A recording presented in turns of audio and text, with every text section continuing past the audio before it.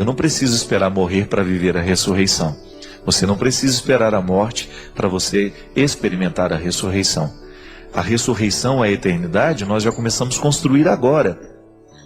O Padre Zezinho fala de um jeito muito bonito numa música dele, em que tem um momento da letra que ele fala assim: e a gente vai ressuscitando, e a vida vai ficando eterna, mostrando que este destino final da humanidade, que é a ressurreição, já se aplica agora, no momento que você consegue vencer as suas mazelas, quando você consegue vencer o Adão que existe dentro de você, a Eva que existe dentro de você, aquela fraqueza, aquele momento de fragilidade que você é puxado para baixo. Você já parou para observar o quanto que na vida, às vezes, nós somos puxados para baixo? E veja bem, que o chão, ele é a experiência que nos lembra Adão. E o céu é a experiência que nos lembra o Cristo. Mas esta experiência de unir céu e terra é que é bonita, a mística da vida cristã vive aí. Eu estou no chão, isso é, eu sou Adão, eu sou barro, o significado de Adão é este, né? Aquele que vem do barro, aquele que está no barro. Mas eu também sou o Cristo. Eu sou convidado a viver a dinâmica da superação, daquilo que é Adão em mim, mas daquilo que é Cristo também em mim. Pelo mistério da encarnação, eu sou convidado pelo batismo. E às vezes na vida nós somos puxados para baixo. Às vezes um telefonema que você recebe, uma palavra que você escuta, um desaforo que você recebe, uma coisa ruim que acontece na sua vida, um dissabor, uma traição, uma infidelidade. E pode observar que tudo isso que nos puxa para baixo é fruto do nosso pecado. Toda vez que nós agimos movidos pelo nosso pecado, nós machucamos alguém ou somos machucados. É impressionante o quanto que o pecado tem o poder de nos machucar e de nos puxar para baixo. Então veja bem, é a força de Adão dominando o que a gente é. Agora, quando a gente cuida, por exemplo, eu vou fazer um esforço para não dizer o que machuca o outro. Eu vou tomar cuidado com as minhas palavras.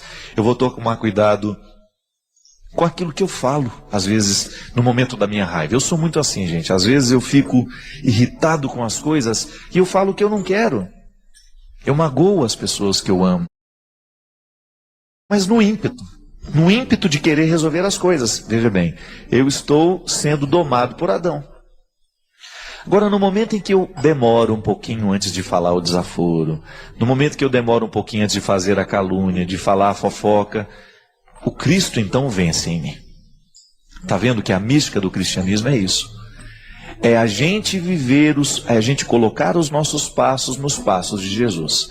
É bem natural dentro de nós que a gente assuma a posição de Adão. Isso é, do homem fraco, da mulher fraca, daquele que não consegue, daquele que não sabe, daquele que não pode.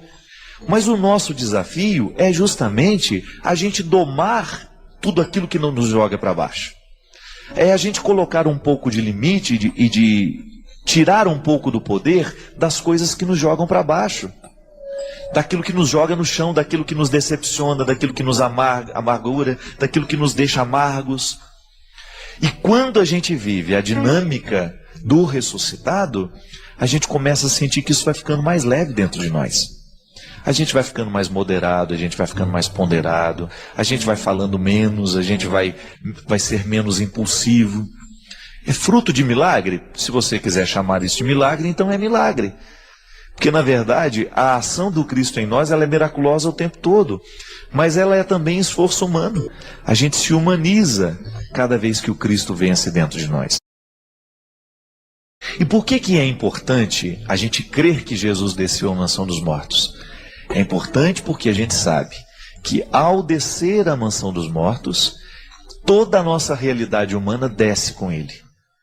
Mas não é para ficar ali, é para voltar glorificada. Então, aquilo que é meu, que me machuca, que me humilha, aquilo que me expõe frágil, eu deixo ser mergulhado no mistério do Cristo para que ele me devolva aquilo, redimir. A palavra é essa, é redimir. E é tão bonito a gente pensar, minha gente, que o tempo todo nós passamos pela experiência de mergulhar as nossas misérias na mansão dos mortos. Isso não é uma teoria. Nós também precisamos mergulhar na mansão dos mortos, isso é, a gente precisa fazer morrer aquilo que é o nosso defeito, aquilo que é a nossa fragilidade, que às vezes nos envergonha tanto. A fragilidade não tem como fazer mergulhar e tirar. Eu estou falando dos desdobramentos dela. Nós quebramos fácil. Mas não é pecado ser de cristal. É até uma virtude. Uma peça de cristal ela é preciosa. Mas você vai cuidar para que ela não quebre com facilidade.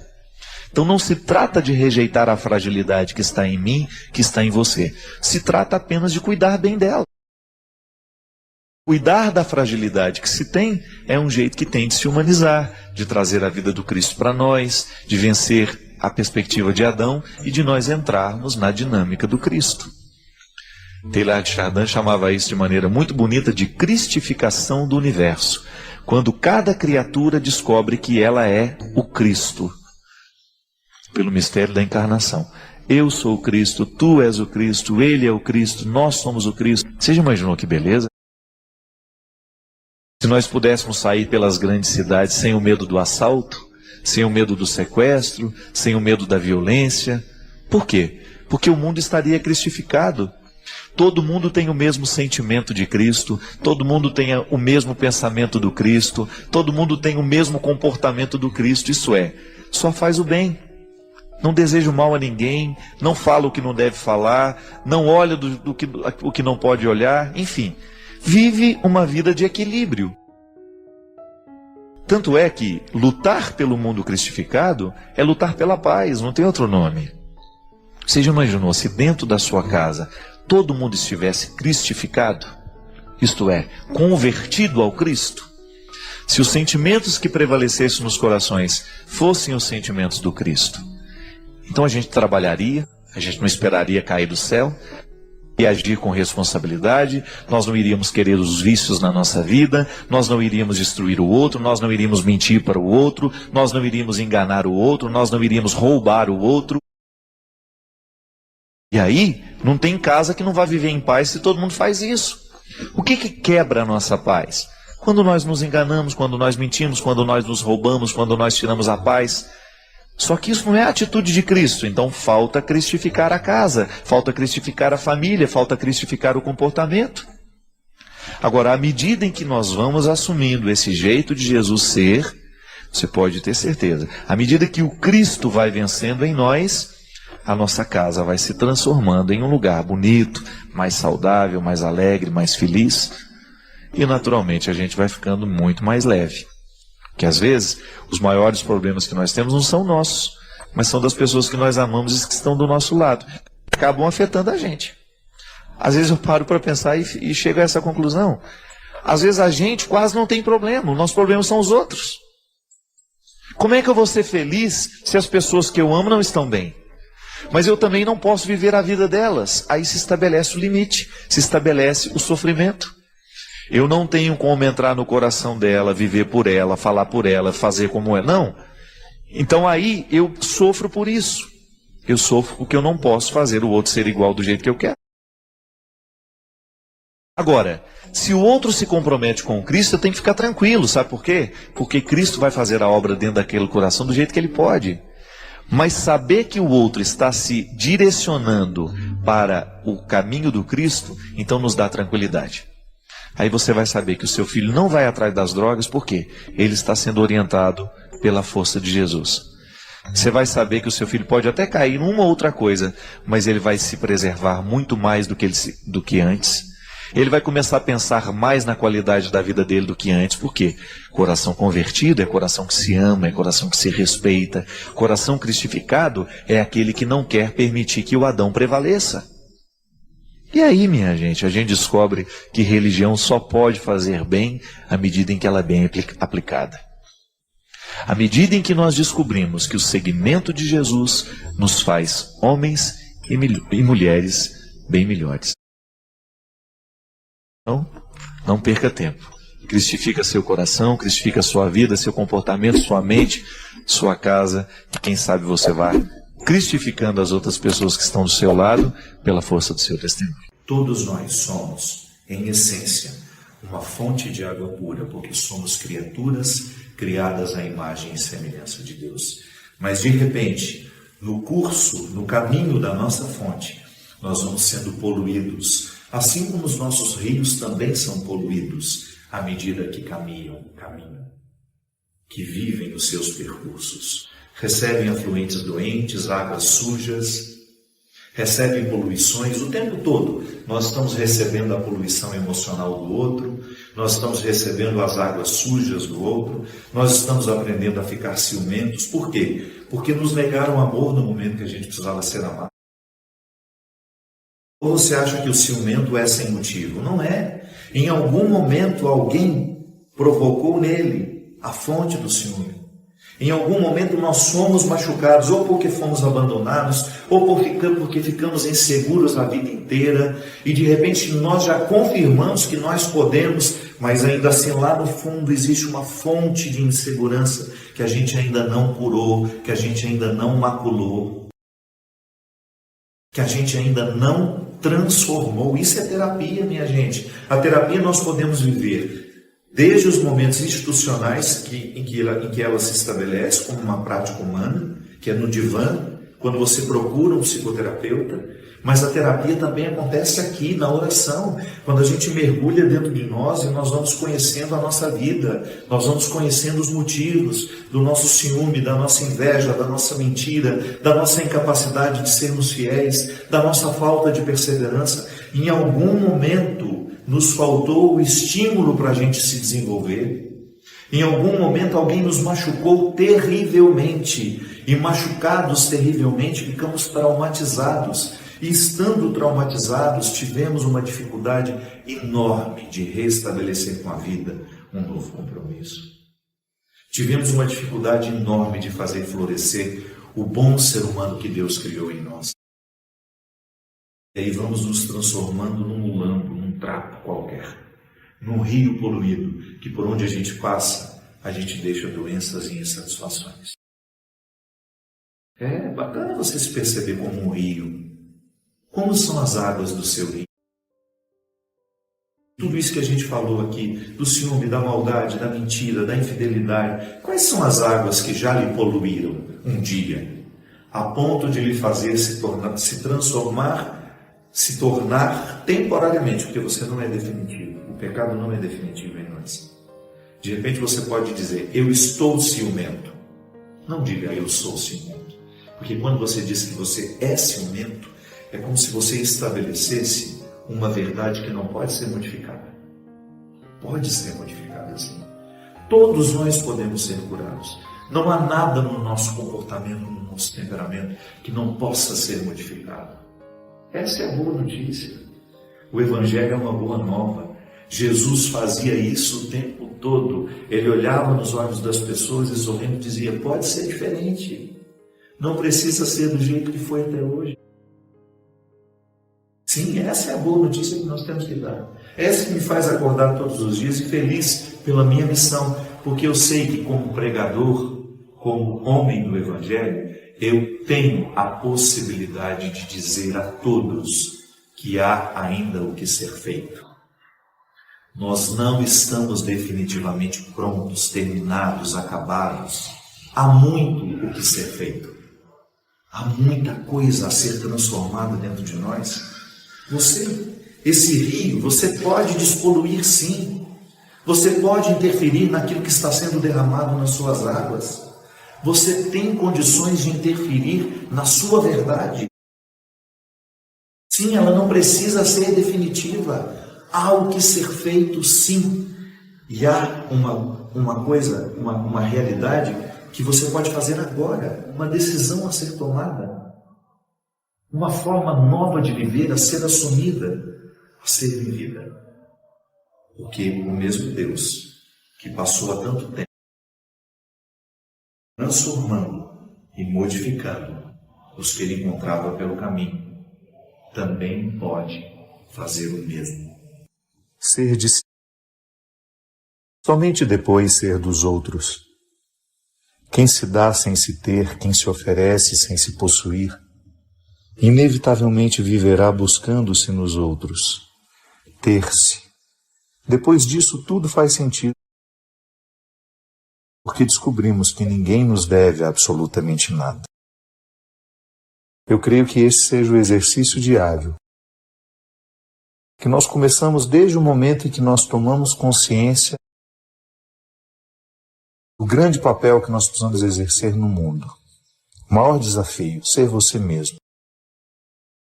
E ser você mesmo consiste em conquistar-se, conhecer-se cada vez mais, saber como funcionam os seus mecanismos, como funcionam as suas regras, conhecer bem o seu estatuto, ser seu, tomar posse de tudo aquilo que lhe pertence, suas qualidades, seus defeitos, suas possibilidades, seus limites. E a partir disso, oferecer-se aos outros. Mas só pode se oferecer aquele que antes. Esse é o dever de casa de todo dia, ter-se. Ser cada vez mais proprietário de si mesmo. Não permitir que os outros venham manipular, modificar a sua pertença. Que a sua busca seja diária para ser de si mesmo. Para que aquilo que você oferece aos outros tenha qualidade. É tão interessante você ver uma pessoa na posse de suas possibilidades, de seus limites, de toda a grandeza que consiste o ser humano. É tão bonito você ver uma pessoa inteira. Ela se oferece e ela nem se preocupa se vai receber alguma coisa em troca, porque ela conhece o valor que existe em oferecer. Ela é dona de si. Ela sabe o que quer. Ela não vai ficar presa em picuinhas, em ofensas. Ela não vai ficar perdendo tempo com aquilo que não a edifica, porque ela é dona de si. Ela sabe o que quer.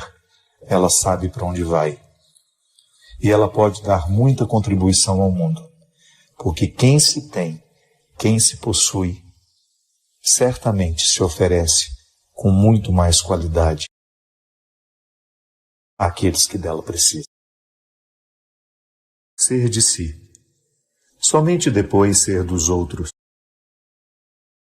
Quem se dá sem se ter, quem se oferece sem se possuir, inevitavelmente viverá buscando-se nos outros. Ter-se. Depois disso tudo faz sentido, porque descobrimos que ninguém nos deve absolutamente nada. Eu creio que esse seja o exercício diário. Nós começamos desde o momento em que nós tomamos consciência do grande papel que nós precisamos exercer no mundo. O maior desafio, ser você mesmo. E ser você mesmo consiste em conquistar-se, conhecer-se cada vez mais. Saber como funcionam os seus mecanismos, como funcionam as suas regras, conhecer bem o seu estatuto. Ser seu, tomar posse de tudo aquilo que lhe pertence, suas qualidades, seus defeitos, suas possibilidades, seus limites. E a partir disso, oferecer-se aos outros. Mas só pode se oferecer aquele que antes. Esse é o dever de casa de todo dia, ter-se. Ser cada vez mais proprietário de si mesmo. Não permitir que os outros venham manipular, modificar a sua pertença. Que a sua busca seja diária para ser de si mesmo, de si mesmo. Para que aquilo que você oferece aos outros tenha qualidade. É tão interessante você ver uma pessoa na posse de suas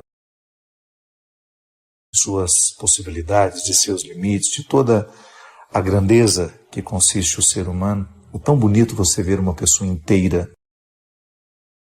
Ela se oferece e ela nem se preocupa se vai receber alguma coisa em troca, porque ela conhece o valor que existe em oferecer. Ela é dona de si. Ela sabe o que quer. Ela não vai ficar presa em picuinhas, em ofensas, ela não vai ficar perdendo tempo com aquilo que não a edifica, porque ela é dona de si. Ela sabe o que quer, ela sabe para onde vai. E ela pode dar muita contribuição ao mundo, porque quem se tem, quem se possui, certamente se oferece com muito mais qualidade àqueles que dela precisam.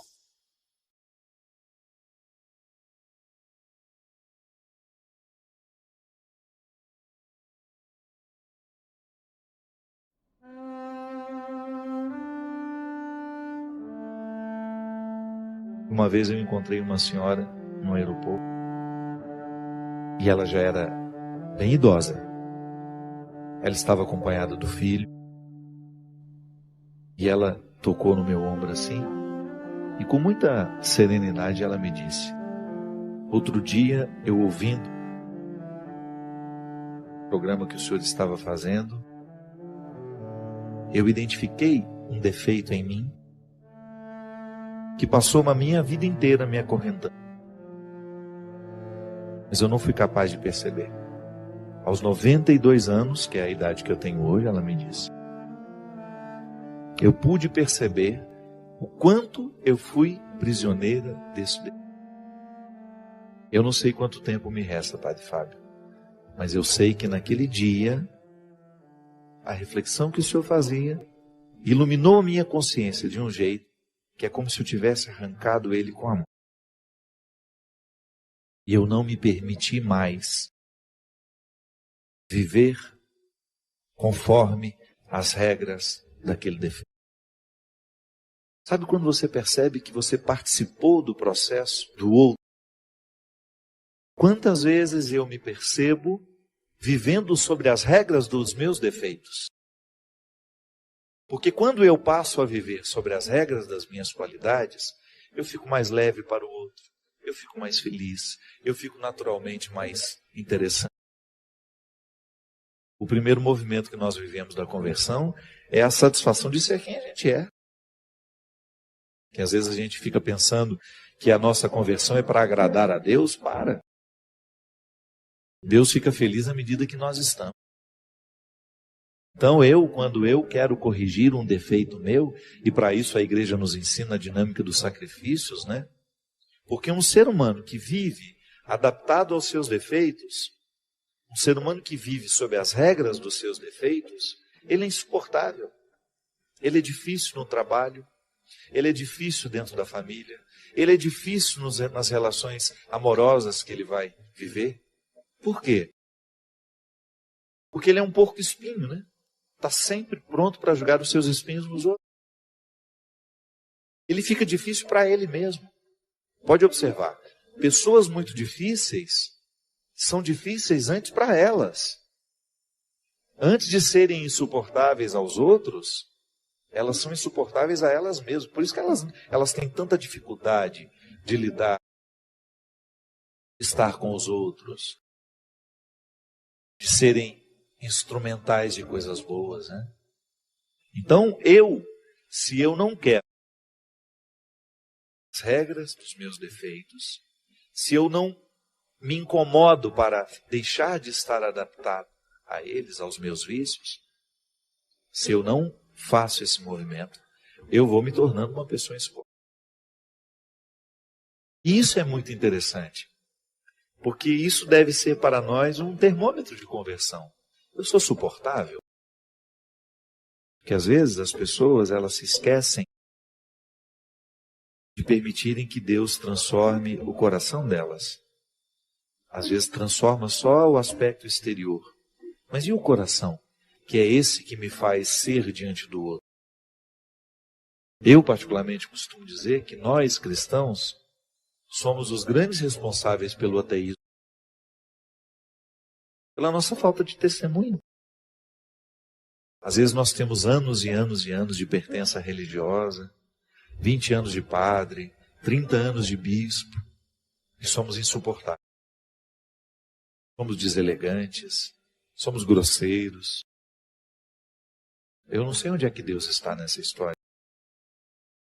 Se o processo de Deus na nossa vida é justamente amansar o nosso coração, é fazer-nos quebrar as regras dos defeitos, é a gente deixar de estar adaptados ao mal. Se eu me torno uma pessoa insuportável aos outros, eu preciso, sim, rever o quanto de Deus já aconteceu. Que conversão é essa que não me torna uma pessoa mais leve para os outros? É o primeiro sinal, minha gente, de quem se diz religioso, porque é o fruto da espiritualidade em nós. Eu não me sentir melhor que ninguém, eu olhar nos olhos dos outros sem ter a pretensão de que sou melhor que eles. Se eu sou um bom chefe, não tem problema ser duro. O bom chefe costuma ser duro, exigente, mas nunca arrogante. Exigente, mas nunca intolerante. Exigente, mas não insuportável. Sabe que uma vez, diante de uma dificuldade que eu estava tendo, um momento que eu estava vivendo difícil na vida, eu estava percebendo que a minha equipe tinha medo de mim. E nada pode ser pior do que isso. Uma coisa é a sua equipe ter respeito por você. Outra coisa é ela ter medo de você. Quando eu coloco medo nos outros, eu preciso rever com muita honestidade a minha conversa. Não posso compreender isso, sabe? Quando eu, no exercício de ser quem eu sou, eu distrato as pessoas. Finjo que elas não existem. Que você se acha o melhorzão, o bonzão da história. Quantas vezes nós vemos isso? Ao passar pelo prédio, o porteiro que está ali. Meu Deus, esse homem participa da minha vida. Ele pode até não entrar na minha casa todos os dias, mas eu passo por ele todos os dias. Eu quero saber quem ele é. Eu quero saber o nome dele. Eu quero participar. Eu quero estabelecer com ele a partir daquele momento pequeno que nós temos. Às vezes as pessoas não olham nos olhos umas das outras. E a gente diz que está convertido. Ou que está em processo de conversão. Tá bom? Mas que processo é esse que não acelera a nossa simplicidade, a nossa leveza? Deus às vezes perde a oportunidade de acessar o nosso coração por causa das nossas resistências. Ou por causa do cultivo dos nossos vícios. Às vezes, não consegue recrutar o que tem de melhor em si mesmo. Vai ficando abatido, é isso. Todos nós, se não cuidarmos, nós vamos perdendo o referencial da realidade, do que de fato nós precisamos fazer. Para quê? Fazer para alcançar o melhor de nós. Eu quebrar as regras dos defeitos, para eu começar a viver sobre as regras das virtudes. Eu ter a sensibilidade, a simplicidade de identificar os meus excessos, aquilo que me torna uma pessoa difícil, e começar a trabalhar. Quanto mais cedo eu começo a trabalhar isso, maior é o benefício. É bom a gente viver a conversão. A gente fica mais agradável, a gente fica mais feliz. E esse é o primeiro benefício da conversão. Eu quero mudar aquilo que em mim é insuficiente. Para mim e para os outros. Primeiro, porque eu mereço essa transformação. Segundo, porque os outros merecem. E eu estando na dinâmica deste merecimento, os outros também estando, Deus está. Porque Deus se alegra muito quando um filho reconhece o que nele ainda é empecilho para a sua realização. Deus se alegra profundamente toda vez que nós fazemos um movimento de cura, de restauração, de mudança de hábitos. Deus se alegra profundamente toda vez que nós vivemos as consequências da conversão. E essas consequências, elas atuam diretamente no nosso caráter. Nós vamos ficando diferentes à medida que Deus. Santo Agostinho dizia que até para a gente se sentir arrependido, nós já precisamos estar sob o influxo da graça. Que a graça de Deus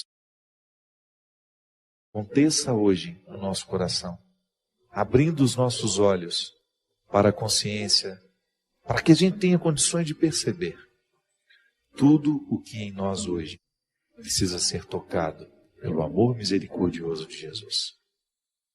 E que a partir desse amor, desta misericórdia, nós possamos voltar ao nosso. Assumir o lugar. Voltar a buscar o que é essencial para que a gente seja o que Deus quer que a gente seja. É fácil você se aproximar de uma criança. Até no primeiro momento ela pode te tratar com certo desdém, mas daqui a pouco você vai quebrando a barreira com ela e você se torna uma pessoa próxima. Ela ganha uma confiança em você. A criança tem um sistema que gira em torno de poucas necessidades. Nós não. O nosso mundo é muito complexo. E Jesus fala que se nós quisermos entrar no coração das coisas, no coração do mundo, nós precisamos alcançar essa simplicidade. Deus se alegra profundamente toda vez que nós fazemos um movimento de cura, de restauração, de mudança de hábitos. Deus se alegra profundamente toda vez que nós vivemos as consequências da conversão. Porque essas consequências, elas atuam diretamente no nosso caráter. Nós vamos ficando diferentes à medida que Deus é. A gente vai se construindo assim. Quanto mais eu permito que esse projeto de simplicidade tome conta do meu coração, maior é a possibilidade que eu tenho de ser uma resposta favorável ao mundo. Uma resposta que ajude a edificar. Já que existem tantas pessoas hoje não dispostas a edificar absolutamente nada. Eu, Padre Fábio, se eu me torno uma pessoa insuportável aos outros, eu preciso, sim, rever o quanto de Deus já aconteceu em mim. Minha gente, não são só as toxinas que nos viciam. O ódio nos vicia. O preconceito nos vicia. Às vezes nós não temos coragem de pegar uma arma e matar o outro como aqueles fizeram lá em Paris. Mas a gente mata o outro de outra forma. Matamos com o nosso desprezo, com a nossa arrogância, com a nossa prepotência. Apontamos para o outro de maneira cruel e ainda nos sentimos cristãos por isso. Quando não damos ao outro a oportunidade de ser quem ele é. Quando a gente o limita a ser aquele personagem que nós imaginamos. Eu não gosto daquela pessoa porque ela é assim, assim. Quem disse? Você imaginou assim. E Jesus nos ensina, nós que somos cristãos, compreendemos a eternidade como uma bonita e feliz oportunidade de estar em Deus e com as pessoas que amamos. Querer e buscar esse reino de Deus já nos dá a oportunidade de começar a construir este reino aqui hoje. Porque é natural que se eu quero viver essa eternidade, se eu busco merecer essa eternidade através das minhas atitudes, eu naturalmente serei uma pessoa melhor. Quem tem como meta o reino dos céus, vive essa proeza de tornar o reino humano também muito agradável. É quando a gente escolhe a diminuir as diferenças entre nós, quando a gente se dispõe a ser um pouco mais amoroso, a responder menos com ódio. Então, o amor das pessoas é o principal motor para a nossa transformação. Então, se nós temos uma casa onde as pessoas se amam, onde o amor, o vínculo é cultivado, certamente nós teremos um ambiente muito favorável à felicidade e à realização das pessoas. E isso é interessante porque quando eu sou verdadeiramente amado por alguém, eu acabo aceitando a palavra daquele que me ama. Eu aceito melhor a correção quando ela é feita com amor, porque eu sinto que ela está muito comprometida com o meu bem-estar. Eu quero mudar aquilo que em mim é insuportável, para mim e para os outros. Primeiro, porque eu mereço essa transformação. Segundo, porque os outros merecem. E eu estando na dinâmica deste merecimento, os outros também estando, Deus está. Porque Deus se alegra muito quando um filho reconhece o que nele ainda é empecilho para a sua realização. Jesus fala que para a gente alcançar esse reino, para a gente entrar no reino que é eterno, e nesse reino que já se antecipa aqui, a gente precisa se despojar, ter um coração simples. É quando eu me disponho a não me apegar ao que é excesso. Você pode observar uma criança, a primeira compreensão que ela tem do mundo é a sua necessidade mais urgente. Ela não consegue ver além disso. O contexto de uma criança é muito simples. É um contexto muito simples, é muito direto, não tem muita complicação. À medida em que a gente vai ficando adulto, a gente vai complexificando a estrutura da nossa vida. Nós vamos tendo muitas necessidades, né? A gente vai construindo tantas estruturas para a gente ser feliz. Uma criança não. Solta uma criança num campo com seu pai, com sua mãe, uma bola, uma bicicleta, e o mundo está perfeito. Mas à medida em que a gente vai crescendo, nós vamos criando necessidades e a gente vai se distanciando cada vez mais da felicidade, porque a gente impõe tantas condições para a gente ser feliz que fica difícil atingir essa felicidade. Nós não podemos perder, nós não temos o direito de fazer isso com a gente. Perder a oportunidade de fazer os nossos sofrimentos valerem a pena. Volto a dizer, se a gente não faz esse movimento da simplificação, da simplicidade, de simplificar os nossos processos, nós não vamos ser amigos de ninguém, porque nós vamos ficar sempre na antessala do preconceito, ou então na antessala do rancor, da mágoa e do ódio. Quantas vezes eu me percebo vivendo sobre as regras dos meus defeitos?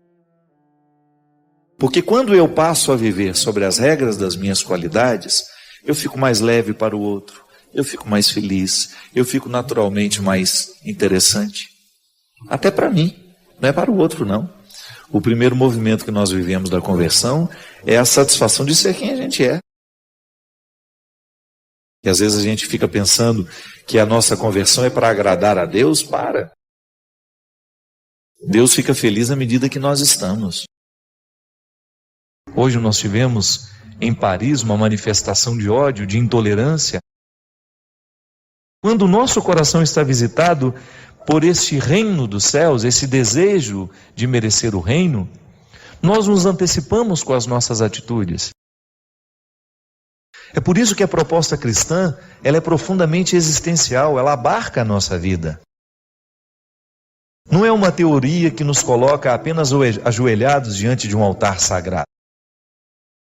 O cristianismo é, antes de tudo, uma proposta de ter dentro da nossa cabeça, no nosso sistema mental, um jeito de ser e de viver. Eu, particularmente, costumo dizer que nós, cristãos, somos os grandes responsáveis pelo ateísmo no mundo, pela nossa falta de testemunho. Às vezes nós temos anos e anos e anos de pertença religiosa, 20 anos de padre, 30 anos de bispo, e somos insuportáveis. Somos deselegantes, somos grosseiros. Eu não sei onde é que Deus está nessa história. Se o processo de Deus na nossa vida é justamente amansar o nosso coração, é fazer-nos quebrar as regras dos defeitos, é a gente deixar de estar adaptados ao mal. Se você tem isso, Se você se dá o direito de ter isso, de descomplicar, de viver esse despojamento que te faz feliz, então está no caminho certo. Eu acho que essa é a mística que todos nós precisamos viver diariamente. Essa novidade que o ano pode representar, essa oportunidade que a gente tem de acreditar que alguma coisa pode ser diferente. Pode ser um ano maravilhoso, porque ele será maravilhoso não pelo conjunto de material do material que nós vamos alcançar. Não. Pode ser que a gente dê passos atrás, que a gente ganhe menos, que a gente opte por ter menos. Mas se a gente faz um investimento afetivo e espiritual esse ano, eu quero que seja um ano onde eu vou amar muito. Eu quero estar presente na vida das pessoas que eu amo. Eu quero estar presente na vida dos meus filhos, dos meus amigos, do meu pai, da minha mãe. Eu quero estar presente na vida dos meus irmãos. Eu quero estar presente na vida dos que trabalham comigo. Eu quero optar por um ano que me faça ser mais criança, ser mais simples, com menos complicações, menos complicações. Volto a dizer, às vezes, dentro da nossa experiência religiosa, essa hipocrisia, ela compromete todo o resultado. Deus às vezes perde a oportunidade de acessar o nosso coração por causa das nossas resistências, ou por causa do cultivo dos nossos vícios. Santo Agostinho dizia que até para a gente se sentir arrependido do erro que comete, nós já precisamos estar sob o influxo da graça. Então vamos pedir isso, que a graça de Deus aconteça hoje no nosso coração, abrindo os nossos olhos para a consciência, para que a gente tenha condições de perceber tudo o que em nós hoje precisa ser tocado pelo amor misericordioso de Jesus. E que a partir desse amor, desta misericórdia, nós possamos voltar ao nosso lugar. Assumir o lugar. Voltar a buscar o que é essencial para que a gente seja o que Deus quer que a gente seja. Ou melhor, para que a gente seja o que Deus sabe que nós podemos ser. E nós temos muitos dias pela frente para fazer essa faxina da alma, fora tudo aquilo que nos impede de viver a vida que realmente podemos viver.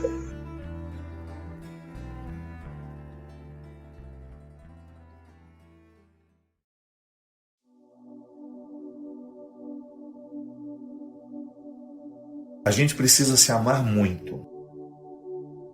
O ciclo do alto amor, ele é muito difícil de ser vivenciado, de ser experimentado, porque nós temos com muita frequência um autodesprezo. A gente entra em experiências de autodesprezo que são absolutamente nocivas para nós. A gente tem muita dificuldade de administrar os nossos insucessos, os nossos fracassos, dos mínimos aos mais volumosos. De repente você não conseguiu ser como você gostaria de ser, de repente você não fez o que você gostaria de ter feito. Desde as escolhas mais elementares, minha gente, aquilo que na filosofia a gente chama de acidental, né? Que não tem nada a ver com a essência ainda, é só acidental, está ali beirando. A gente faz escolhas acidentais o tempo todo, a roupa que a gente vai vestir, o lugar que a gente vai comer. Mas existem escolhas que são essenciais, que são aquelas que modificam na sua estrutura, que modificam quem você é. Então, o que é interessante? A experiência de você perceber que no seu dia a dia, manter o amor próprio significa você se reconciliar com as escolhas acidentais e infelizes que você fez. E dependendo da escolha acidental, ela repercute na essência. Sim. Você acidentalmente escolheu um namorado, por exemplo. Você tinha 1 milhão de homens para escolher. Sim, porque você é uma mulher que tem muita possibilidade. Aí você escolhe aquele cara. Aí você escolheu aquele cara, foi acidental. No primeiro momento é acidental. Por que é acidental? Porque poderia ser outro. Não é uma realidade que você não pode substituir. Aí a convivência com aquela pessoa, que num primeiro momento foi acidental, vai se aprofundando, aprofundando, e de repente aquilo se transformou numa relação essencial, porque passou a modificar as estruturas mais profundas da sua personalidade. A pessoa que era acidental passou a ficar na essência com você.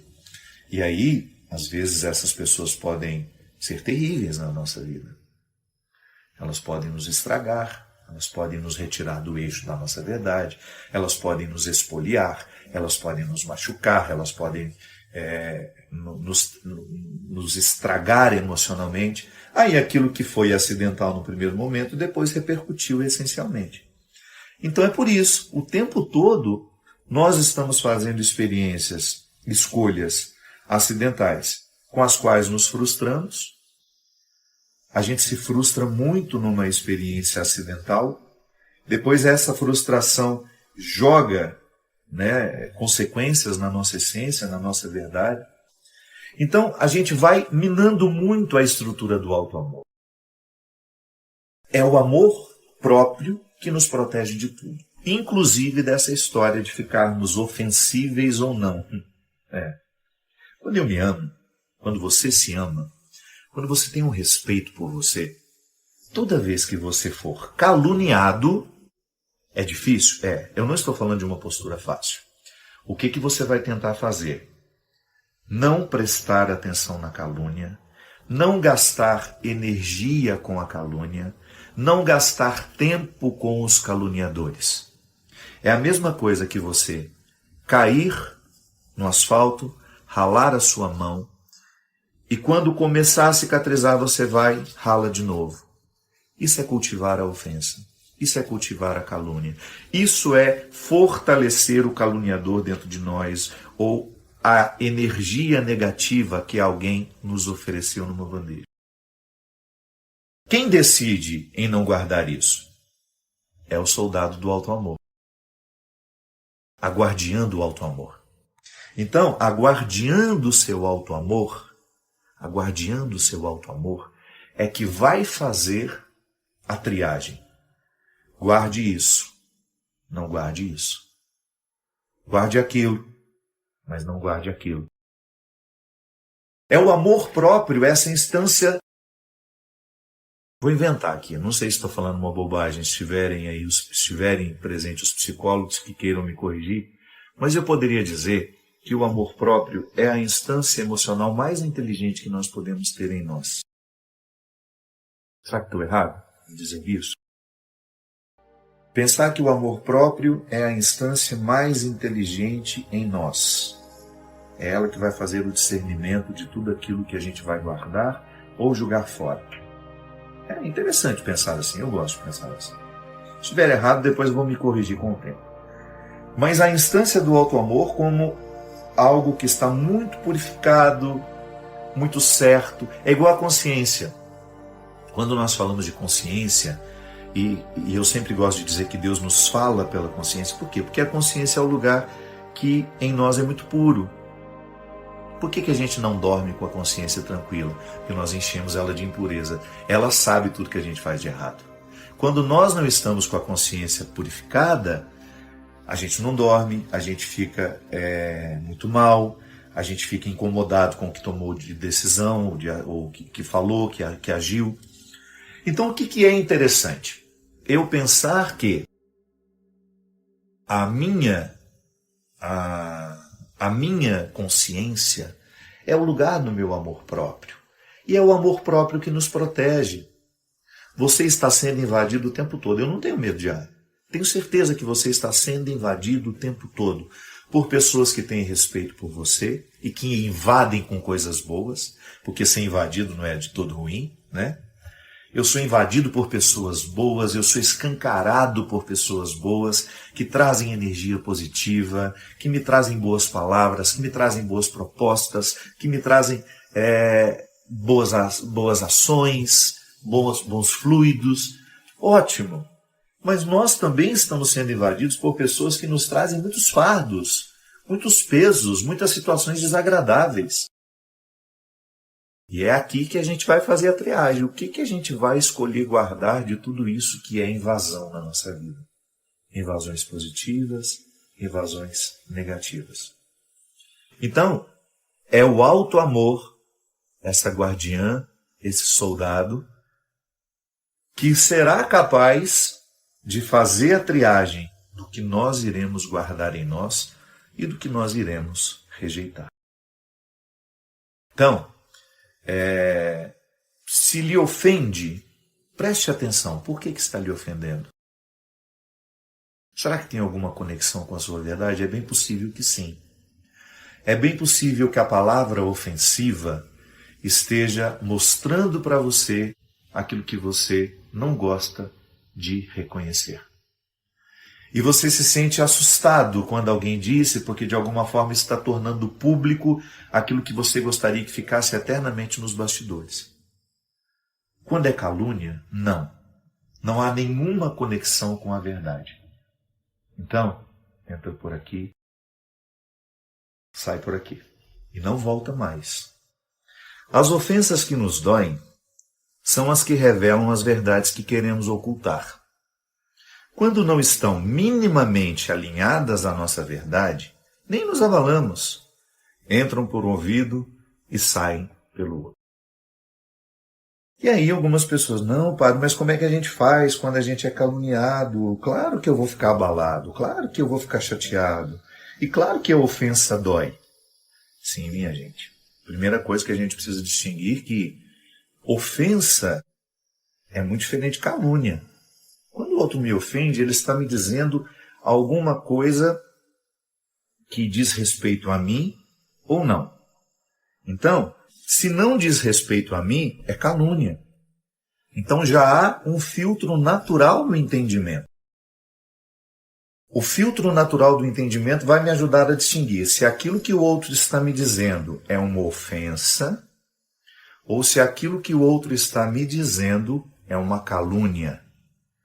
Se o outro está me caluniando, é diferente, ele não está me ofendendo.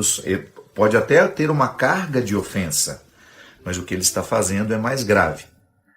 Aqui eu me refiro que sim, nós temos uma dificuldade enorme de reconhecer aquilo que em nós é frágil. É muito difícil. Eu tenho dificuldade de reconhecer os meus defeitos. E quando alguém me ofende a partir de um defeito que eu tenho, e eu faço de tudo para manter aquele defeito sob cuidados, sob disfarces, imediatamente eu tenho aquela indisposição que o outro está me dizendo. Então, o outro me ofendeu porque de alguma forma encontrou uma verdade dentro de mim.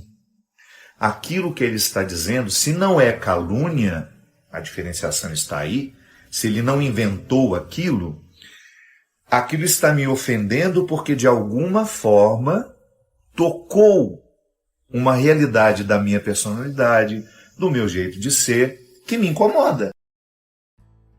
E é claro, me incomoda porque eu sei que de alguma forma está minimamente alinhado com uma verdade que eu tento esconder. Da mesma forma, quando eu escuto, nossa, mas que absurdo que essa pessoa está dizendo, ou está escrevendo, ou está falando, né?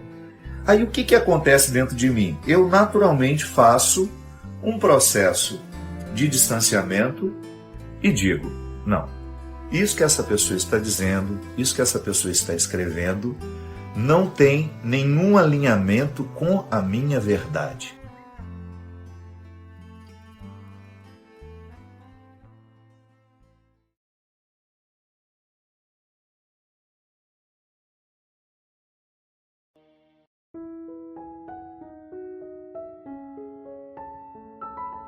Deus não negou a nós. Não, definitivamente Deus não nos negou. Ele nos deu todos os recursos para a gente poder chegar a essa realização humana. E por que não dizer, chegar a essa santidade. Só que, às vezes, na vida, as escolhas que nós vamos fazendo, vamos nos colocando totalmente distantes do lugar que a gente pode ocupar. Eu mesmo já contei aqui, em algumas situações, de um episódio em que o meu pai, num momento em que ele estava perdido no álcool, que meu pai foi um grande homem. Eu não tenho isso aqui para dizer dele. Mas infelizmente ele foi alcoólatra. E o álcool o fez ficar fora do lugar que era dele. E um exemplo muito simples foi quando um dia ele bebeu demais, não conseguiu voltar para casa e nós somos chamados para ir buscá-lo. Eu me lembro, eu era pequeno, fui com minha mãe e meu irmão Geraldo. Quando nós chegamos, o meu pai estava caído assim na sarjeta, a bicicleta dele caída do lado, meu pai era pedreiro, e embriagado não conseguiu voltar para casa, caiu e ficou desacordado ali. Eu me lembro, minha gente, que quando via aquela cena, eu senti muita vergonha, ficava olhando assim para o lado, para ver se não tinha nenhum coleguinha meu vendo aquela cena. Depois o tempo passou e eu descobri que aquilo não era vergonha, era uma indignação. É diferente. A indignação é quando você vê a pessoa certa no lugar errado. E você sabe que depois, como padre, eu tenho toda hora essa oportunidade de viver. Eu me lembro muito da cena. Quantas vezes eu encontro pessoas certas nos lugares errados? Ou até mesmo vivendo um papel errado. Essa música tem uma frase bonita, né? Sim, aqui é o meu lugar. É isso que faz uma pessoa ser feliz. Quando ela constrói a dinâmica dos seus dias no seu. Quando ela percebe que ela está girando no eixo certo. Ela tem dificuldades? Tem, porque todo mundo tem.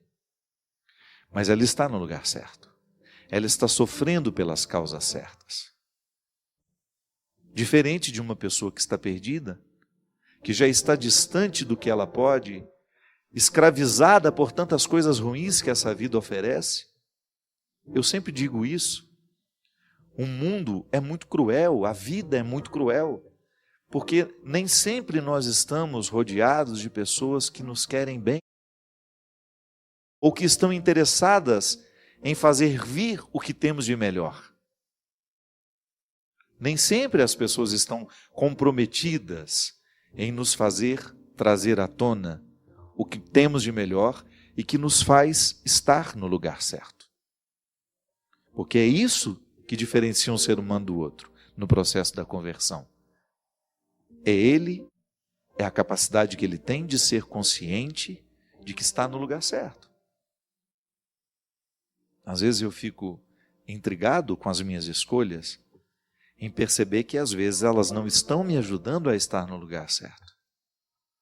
As pessoas que tragam para estarem ao meu lado, as pessoas que eu permito que tenham influência sobre mim, tudo isso vai me dizer se eu estou no lugar certo ou não.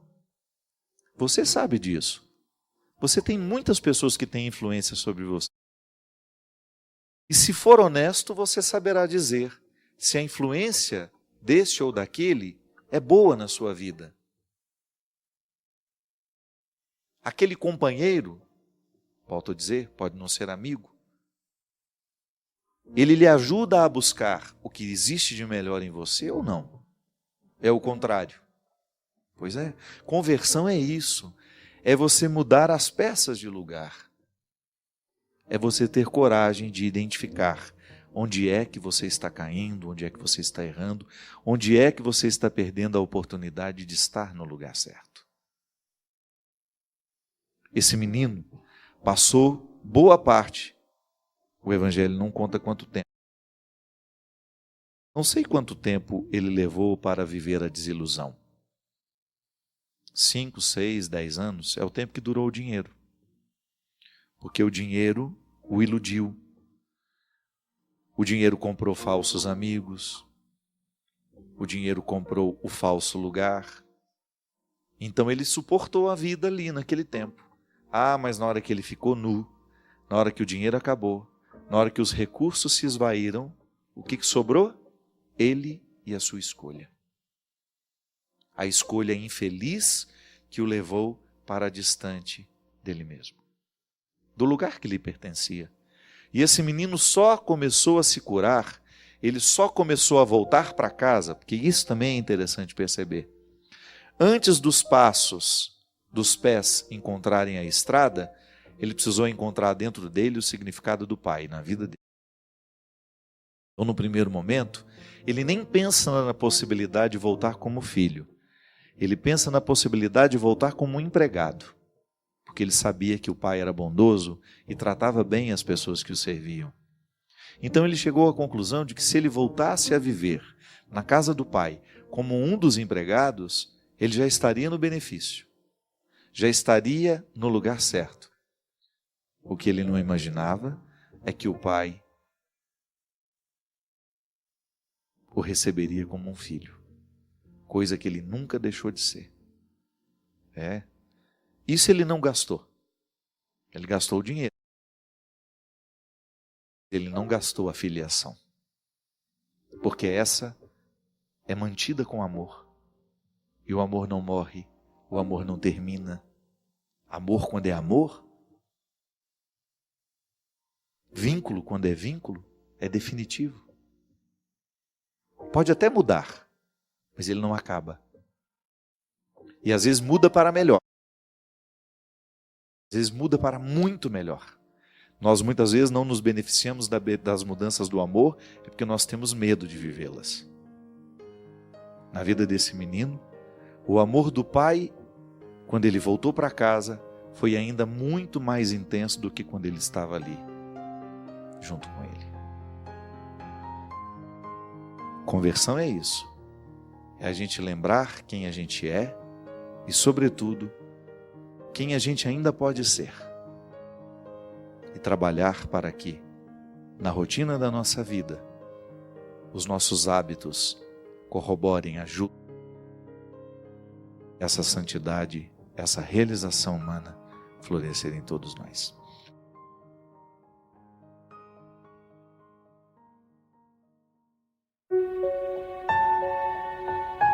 Deixe seu like, inscreva-se e compartilhe para fortalecer o canal.